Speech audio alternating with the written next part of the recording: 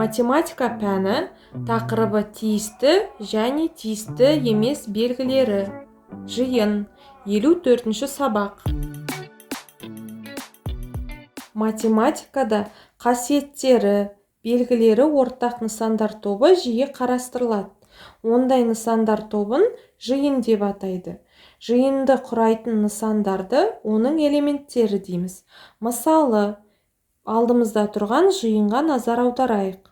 Мұның элементтері бізде ұшақ, көбелек, тотығыз, көгершін, торғай. Бұлардың ортақ қасиеті қандай деп ойлайсыңдар? Дұрыс, бұлар ұшу біледі.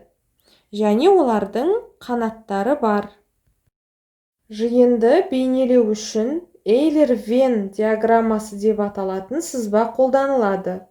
Бұл ішіне жиын элементтері орналасқан дөңгелек. Жиынды латын әліпбиінің бас әрпімен белгілейді. Мысалы, А жиыны, Б жиыны деп. Ал элементтерін латынның кіші әріптерімен белгілейді. Суретте берілген жиынның атауы қандай деп ойлайсың? Дұрыс, бұл екі таңбалы сандар жиыны.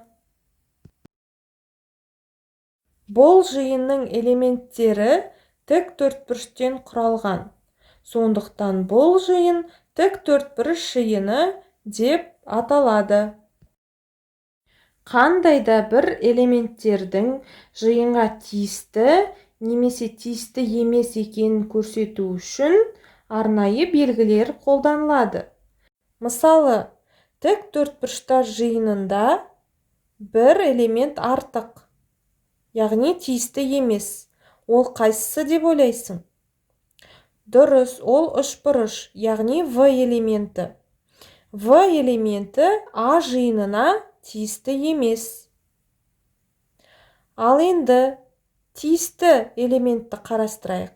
Бұл жерде С элементі А жиынына тиісті деп жазылады.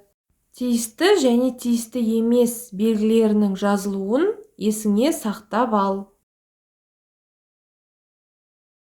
Желтоқсанның 10-ы. Үшінші есеп 51-ші бет. Әр жиынға атау бер.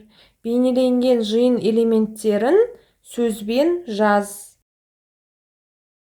Енді өзің дәптеріңе диаграмма сызып, жиын ойластыр.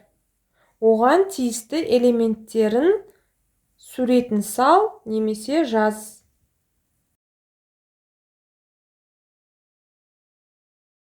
4-ші есеп 51-ші бет. Баған түрінде есепте.